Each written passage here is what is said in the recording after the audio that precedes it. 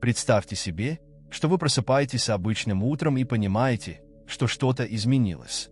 Изменился не внешний мир, это ваши глаза начали видеть жизнь совершенно по-новому. Именно об этой трансформации мы и поговорим сегодня. Вы когда-нибудь задумывались, сколько раз вы провели целый день, не испытав этого на самом деле?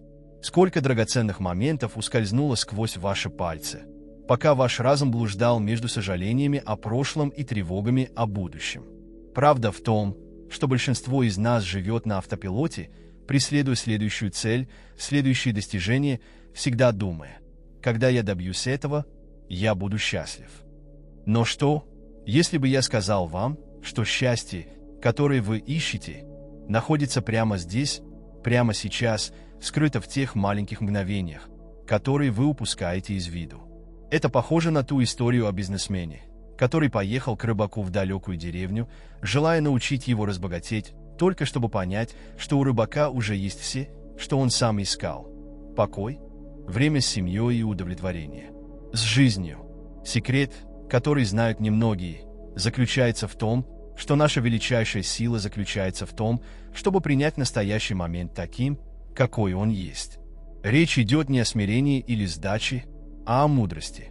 Это как научиться серфингу. Волнами управлять нельзя, но можно научиться с ними танцевать. Когда вы признаете, что не можете контролировать все, вы парадоксальным образом получаете больше контроля над своей жизнью. Вспомните все случаи, когда вы переживали из-за пробки. Движение осталось прежним, но его эмоциональное состояние резко ухудшилось. Что, если вместо этого вы используете это время, чтобы послушать любимый подкаст, попрактиковаться в осознанном дыхании или просто насладиться моментом передышки после напряженного дня?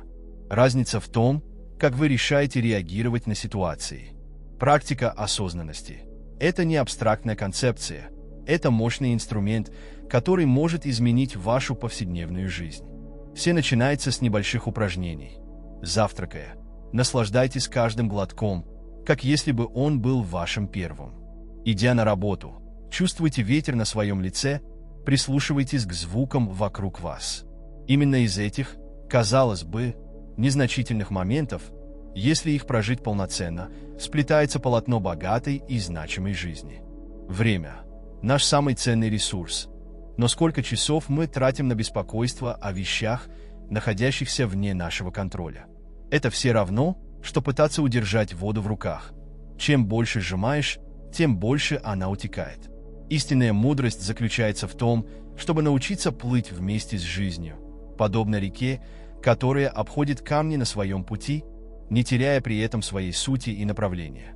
Есть простая практика, которая поможет вам начать эту трансформацию уже сегодня. 3-минутное упражнение. 3 раза в день останавливайте все, что вы делаете, хотя бы на 1 минуту. Дышите глубоко и наблюдайте за настоящим моментом без осуждения. Поначалу это может показаться трудным, но со временем вы начнете замечать глубокие изменения в том, как вы воспринимаете мир и взаимодействуете с ним. Современная наука подтверждает то, что уже знали древние традиции. Жизнь в настоящем значительно снижает уровень стресса и тревоги. Исследования показывают, что люди, которые регулярно практикуют осознанность, имеют большую плотность нейронов в областях мозга, связанных с вниманием, эмоциональной регуляцией и эмпатией. Вы как будто буквально перестраиваете свой мозг, чтобы стать счастливее и активнее. Но речь идет не только о формальной медитации. Настоящее искусство состоит в том, чтобы превратить повседневную деятельность в моменты осознанного присутствия. Мытье посуды может стать упражнением на внимательность. Чистка зубов может стать моментом самосознания. Даже ожидание в очереди в банке может стать возможностью попрактиковаться в терпении и внимательном наблюдении. Многие спрашивают меня, как начать этот путь трансформации. Ответ всегда один и тот же. Начните с малого, но начните сегодня. Выберите ежедневное занятие. Это может быть принятие душа, прогулка к машине или приготовление обеда. И сделайте это моментом осознанной практики. Наблюдайте за ощущениями, возникающими мыслями, не пытаясь их изменить или осудить. Я помню клиента, который всегда беспокоился о будущем, постоянно планировал и беспокоился. Она начала с практики присутствия во время поездки на автобусе на работу. 30 минут осознанного наблюдения каждый день. Через несколько недель он заметил, что этот момент не только стал более приятным, но и качество его внимания в течение дня значительно улучшилось. Отстраненность – еще один фундаментальный аспект этой практики. Речь идет не об отсутствии целей или отсутствии заботы, а о том, чтобы не быть одержимо привязанным к конкретным результатам. Это похоже на садовника, который с заботой и преданностью сажает семена, но понимает, что он не может контролировать климат или заставить цветы цвести быстрее. Мощным инструментом развития отстраненности является упражнение «А что, если?». Когда вы о чем-то беспокоитесь, спросите себя «Что, если это произойдет именно так, как я боюсь? Что самое худшее может случиться?». Зачастую вы поймете, что даже самый худший сценарий вполне осуществим и что ваше беспокойство отнимает больше энергии, чем требуется для решения реальной проблемы. Практика присутствия также учит нас непостоянству всего. Тяжелые эмоции, как и приятные, мимолетные. Проблемы, которые сегодня кажутся огромными, завтра могут исчезнуть. Это понимание помогает нам развивать естественную устойчивость, подобно бамбуку, который сгибается на сильном ветру, но не ломается. Интересно отметить, как этот сдвиг в перспективе влияет не только на наш индивидуальный опыт, но и на наши отношения.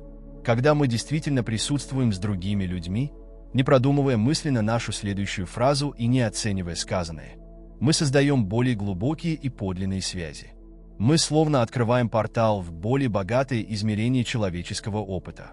Существует древний секрет счастья, который передается из поколения в поколение, но многие люди до сих пор его не знают. Это знание выходит далеко за рамки поверхностных формул успеха, которые мы видим. Мы говорим о чем-то гораздо более глубоком и преобразующем. Добродетели как основе истинного и длительного счастья. И сегодня я поделюсь с вами тем, как эти знания могут революционизировать вашу жизнь. Когда мы думаем о счастье, мы обычно представляем себе материальные достижения, идеальные отношения или профессиональное признание. Но замечали ли вы когда-нибудь, как люди, у которых есть все, иногда остаются пустыми внутри? Между тем, есть люди, которые даже при, казалось бы, простой жизни излучают неподдельную и заразительную радость. Что они знают такого, чего не знаем мы? Ответ заключается в практике фундаментальных добродетелей. Представьте добродетель как внутренний компас, который всегда указывает на север, независимо от штормов, которые могут возникнуть в вашей жизни. Есть 4 основных столпа этого компаса: мудрость, справедливость, мужество и умеренность. Мудрость учит нас отличать добро от зла, справедливость направляет нас в отношениях с другими, смелость дает нам силы противостоять невзгодам, а умеренность сохраняет равновесие в любой ситуации. Начнем с мудрости. Мы говорим не просто об академических знаниях, а о той практической мудрости, которая помогает нам более ясно ориентироваться в жизни. Это похоже на пример Жаа, успешного руководителя, который понял, что в его жизни чего-то не хватает. У него были технические знания, но ему не хватало мудрости, чтобы совместить профессиональный успех с личной самореализацией. Именно в развитии этой мудрости он нашел истинное удовлетворение. Правосудие, в свою очередь, выходит далеко за рамки соблюдения законов. Речь идет об обращении с людьми с достоинством и уважением, независимо от обстоятельств. Подумайте о том, что вы чувствуете, когда поступаете честно, даже когда никто не смотрит. Это чувство внутреннего покоя является прямым отражением добродетели в действии. Это похоже на посадку семени доброты, который неизбежно расцветет в настоящее счастье. Смелость означает не отсутствие страха, а способность действовать вопреки ему. Это как Мария, которая, несмотря на страх перемен, решила осуществить свою мечту и открыть собственный бизнес. Ее мужество заключалось не в том, чтобы не бояться, а в том, чтобы не позволить страху парализовать ее.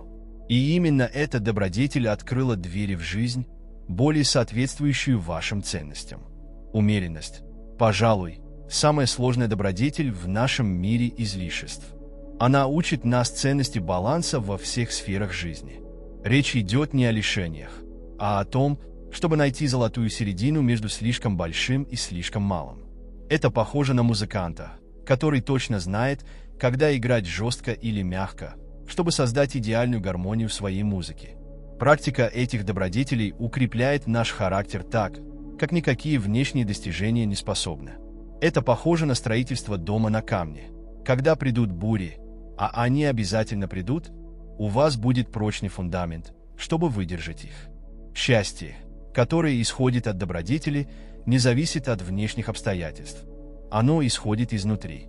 Практический способ начать – выбирать одну добродетель в неделю, на которой следует сосредоточиться. Например, на неделе мудрости перед каждым важным решением остановитесь и спросите себя, какой здесь самый мудрый выбор. На неделе справедливости обратите внимание, как ваши действия влияют на других. Во время недели мужества сталкивайтесь с одним маленьким страхом в день. На неделе умеренности практикуйте баланс в своем ежедневном выборе. Интересно то, что чем больше мы практикуем эти добродетели, тем более естественными они становятся. Это как научиться ездить на велосипеде. Поначалу это кажется трудным и требует много внимания, но со временем это становится второй натурой. И так же, как езда на велосипеде переносит нас в новое место, добродетели приводят нас к более богатому и значимому жизненному опыту. Многие люди спрашивают меня, как поддерживать практику добродетелей в мире, который, кажется, ценит противоположное. Ответ заключается в выработке небольших ежедневных привычек. Начните свой день с размышления о том, как вы можете проявить каждую добродетель в ближайшие 24 часа. Завершите свой день, оценивая, как вы справились. Это простое упражнение способно полностью изменить вашу жизнь. Красота добродетельной жизни в том, что она создает положительный волновой эффект во всех сферах вашей жизни. Ваши отношения становятся глубже, потому что люди доверяют вам. Ваши профессиональные решения становятся более ясными, поскольку они соответствуют вашим ценностям. Ваш внутренний мир возрастает, потому что вы живете в соответствии с высокими принципами. Интересный аспект добродетели заключается в том, как она помогает нам справляться с невзгодами. Когда мы сталкиваемся с трудностями, проявляя добродетель, мы развиваем исключительную устойчивость. Как будто каждая трудность превращается в возможность для роста, а не просто в препятствие. Добродетель дает нам внутреннюю силу превращать проблемы в возможности. Есть мощное упражнение под названием «Ведение дневника добродетели». Каждый вечер выделяйте 5 минут, чтобы написать о моменте в течение дня, когда вы проявили одну из своих главных добродетелей. Это может быть что-то простое, например, терпение в пробке, умеренность или защита обиженного коллеги, справедливость. Эта запись помогает укрепить вашу приверженность добродетельной жизни. Путь добродетели – это постоянное путешествие самопознания и роста. Речь идет не о совершенстве, а о постоянном прогрессе. Каждый маленький добродетельный поступок подобен капле воды, которая со временем способна расколоть даже самый твердый камень. Итак, шаг за шагом, мы строим не только более счастливую жизнь, но и лучший мир. Вы когда-нибудь замечали, что некоторые люди встречают самые большие жизненные бури с впечатляющим спокойствием, в то время как другие рушатся от малейшего ветерка? Сегодня мы вместе раскроем секрет этих стойких людей, а еще лучше, как можно развить эту самую внутреннюю силу. Это увлекательное путешествие, которое начинается с простого изменения перспективы. Существует древняя мудрость, которая делит нашу жизнь на два круга. Круг вещей, которыми мы можем управлять, и круг вещей, которыми мы не можем управлять. Это кажется простым, не так ли?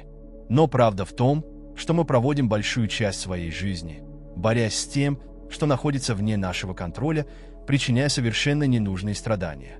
Это все равно, что пытаться изменить направление ветра, дуя против него. Это не только бесполезно, но и только утомляет нас. Представьте на минутку, что вы едете за рулем, и кто-то резко закрывает вашу машину. Вашей первой реакцией может быть гнев. Возможно, вам даже захочется погнаться за водителем, чтобы преподать ему урок. Но остановитесь и подумайте, что находится под вашим контролем в этой ситуации. Можете ли вы контролировать действия другого водителя? Нет, но вы можете контролировать свою реакцию на них. Именно в этом выборе и заключается ваша истинная сила. Принятие часто понимается неправильно. Многие думают, что принятие означает отказ или пассивность. Ничто не может быть дальше от истины. Принятие похоже на дзюдоиста, который использует силу противника в своих целях, вместо того, чтобы сопротивляться ей. Когда мы принимаем то, что не можем изменить, мы высвобождаем энергию, чтобы сосредоточиться на том, на что мы действительно можем повлиять. Интересна история Анны, бизнесвумен, которая неожиданно потеряла своего крупнейшего клиента. Вместо того, чтобы отчаиваться или отрицать ситуацию, она приняла ситуацию и перенаправила свою энергию на диверсификацию своей клиентской базы.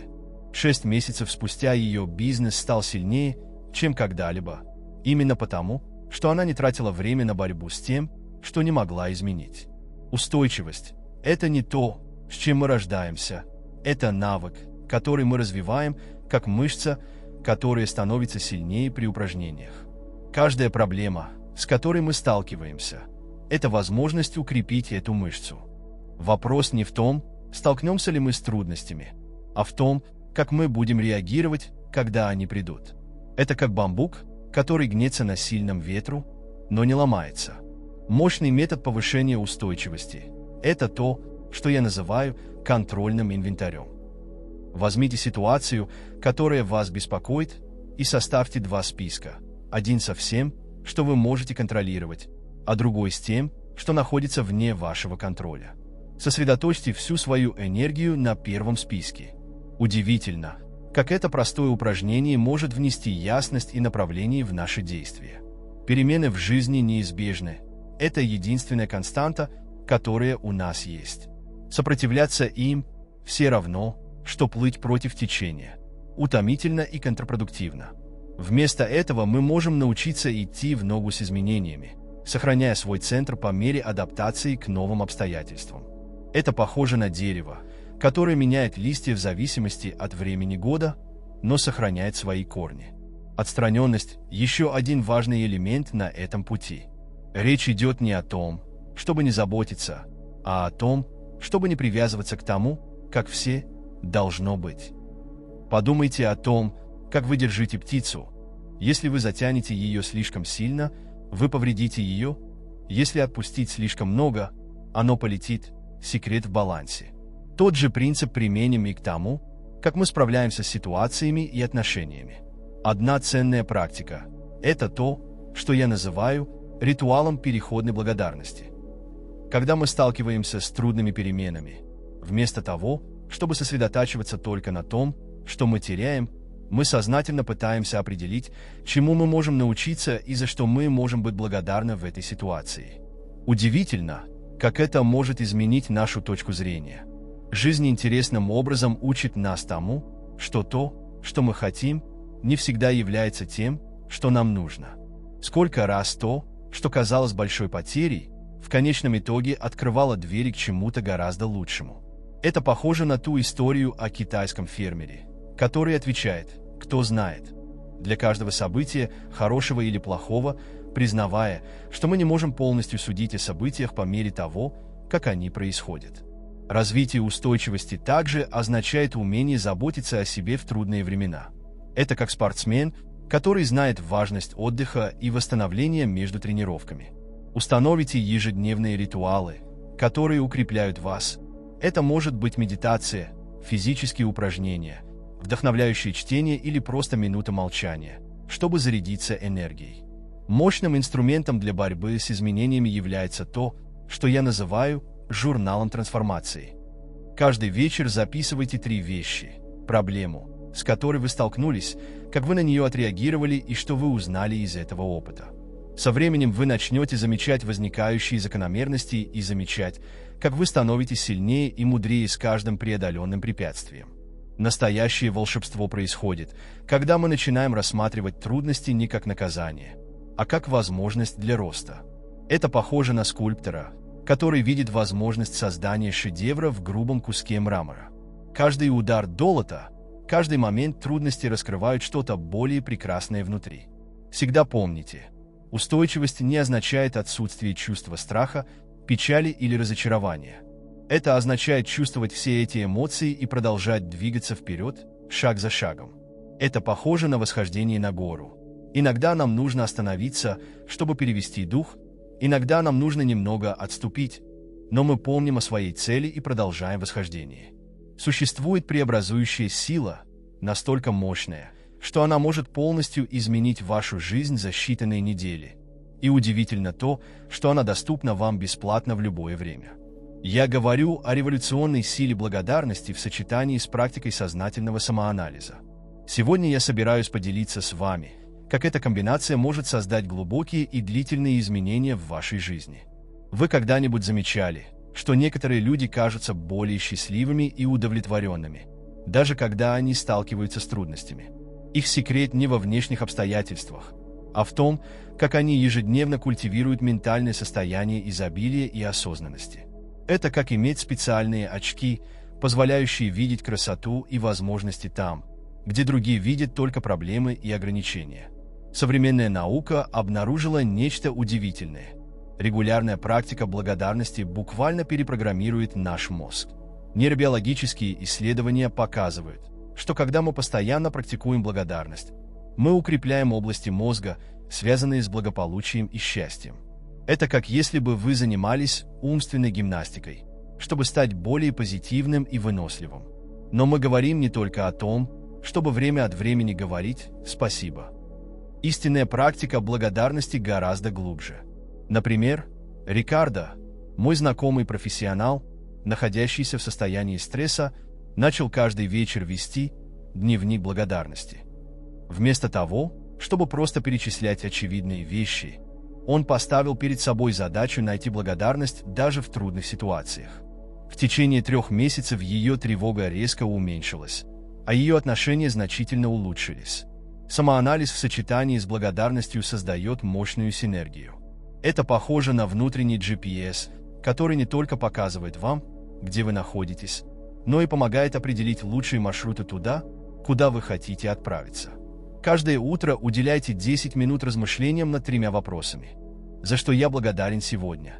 Что я могу сделать лучше? И какое положительное влияние я хочу оказать сегодня? Одним из особенно эффективных методов является то, что я называю инвентаризацией изобилия.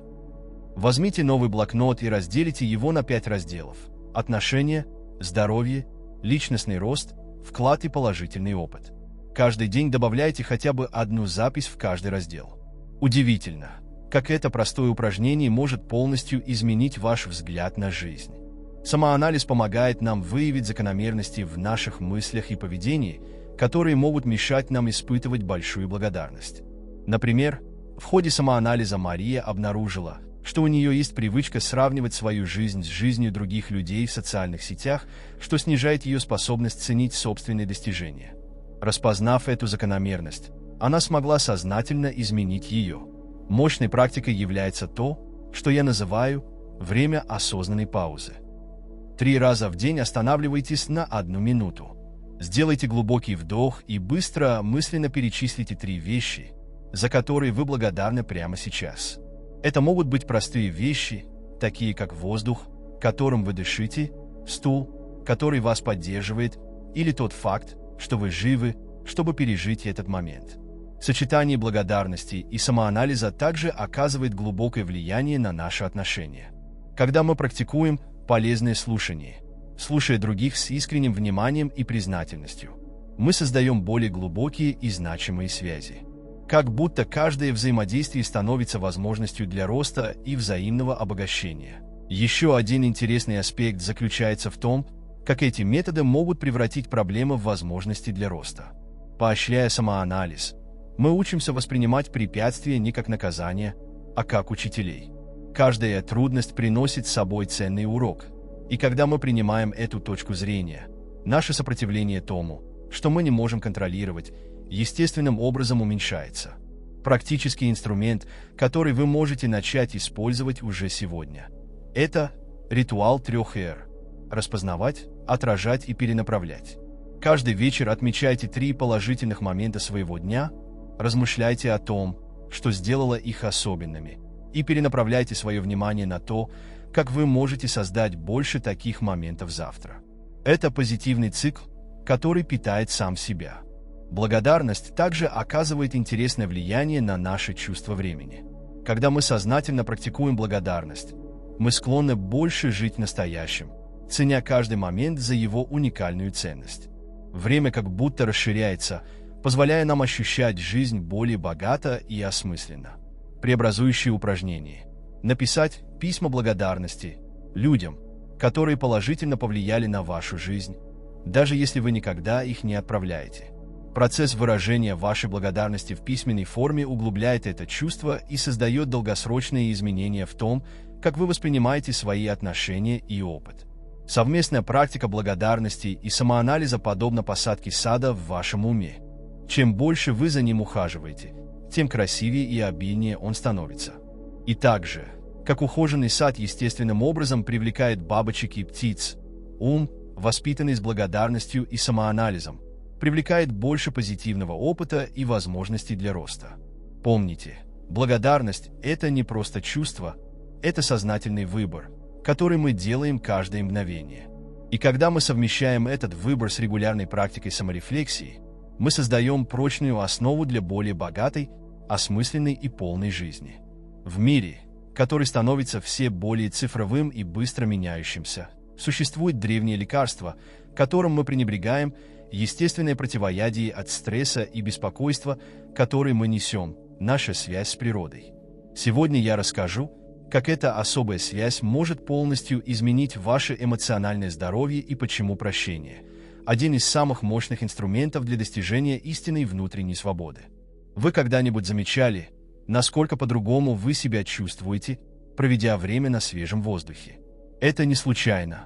Научные исследования доказывают, что всего 20 минут контакта с природой могут значительно снизить уровень кортизола, гормона стресса, в нашем организме. Как будто наше тело и разум узнают дом предков. Место, где мы можем по-настоящему дышать и воссоединиться со своей сущностью. Вспомните, когда вы в последний раз ходили босиком по траве или чувствовали утреннее солнце на своем лице. Эта простая связь с природными элементами способна сбалансировать нашу нервную систему. Как будто каждый шаг по земле, каждый ветерок, касающийся нашей кожи, является нежным напоминанием о том, что мы являемся частью чего-то гораздо большего, чем наши повседневные заботы. Природа – наш величайший учитель, когда дело касается устойчивости и адаптации. Посмотрите, как дерево гнется на ветру, не ломаясь, как цветок находит путь сквозь бетон, как река всегда находит путь к морю. Каждый природный элемент учит нас настойчивости, гибкости и искусству идти в ногу с жизненными изменениями. Эмоциональное облегчение, которое мы находим в природе, тесно связано с практикой прощения. Точно так же, как природа не таит обид, после бури небо всегда открывается снова. Мы тоже можем научиться освобождаться от груза обид и обид. Прощение – это не дар, который мы дарим другим, это дар, который мы дарим себе. Одна из преобразующих практик – это то, что я называю ритуалом рассвета. Я просыпаюсь до восхода солнца, нахожу тихое место на свежем воздухе, наблюдая, как начинается день, сознательно практикую прощение себя и других. Удивительно, как этот простой ритуал может полностью изменить тон вашего дня, а постепенно и всей вашей жизни. Регулярный контакт с природой также помогает нам расширить взгляд на наши проблемы. Когда вы смотрите на океан или на звездное небо, ваши заботы естественным образом начинают казаться меньшими. Как будто величие природы помогает нам изменить масштаб наших трудностей и обрести более глубокий внутренний мир. Мощным инструментом для работы над прощением является то, что я называю медитацией дерева. Найдите старое дерево и представьте, что точно так же, как оно естественным образом позволяет опадать листьям осенью, вы тоже можете решить отпустить свои обиды и обиды. Не нужно его принуждать, как и листья. Когда приходит время, они просто отпускают. Регулярные занятия на свежем воздухе не только приносят пользу нашему физическому здоровью, но и укрепляют нашу способность прощать и двигаться вперед. Как будто каждый шаг по тропе, каждый глоток свежего воздуха помогают нам избавиться от эмоционального груза, который мы несем. У природы есть уникальный способ показать нам, что всегда можно начать все сначала. Прощение, как и выращивание растения, требует терпения и постоянной заботы. Мы не можем заставить семя прорасти, так же, как мы не можем заставить произойти прощение. Но мы можем создать идеальные условия для того, чтобы оно естественным образом процветало в наших сердцах посредством практики сострадания и самопознания. Особенно эффективным методом является сочетание физических упражнений на свежем воздухе с практиками эмоционального освобождения. Например, во время прогулки на природе с каждым шагом представляйте, что вы выпускаете небольшое количество обиды. Удивительно, как это простое упражнение может вызвать глубокие изменения в нашем эмоциональном ландшафте. Контакт с природой также учит нас циклам и временности. Точно так же, как времена года меняются и обновляются, наши эмоции и переживания также цикличны. Понимание этого помогает нам развивать больше терпения и сострадания к себе и другим в трудные времена. Есть мощное упражнение, которое я называю «введение дневника метаморфоз».